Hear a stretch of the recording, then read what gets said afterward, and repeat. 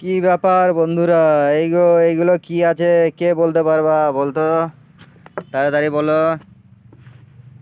এইগুলা কি হতে পারে? কমেন্ট করে বলো।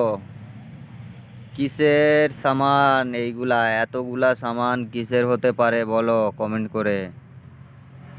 আর ভিডিওটা বেশি বেশি করে শেয়ার করবা, অনেকগুলা সামান রয়েছে।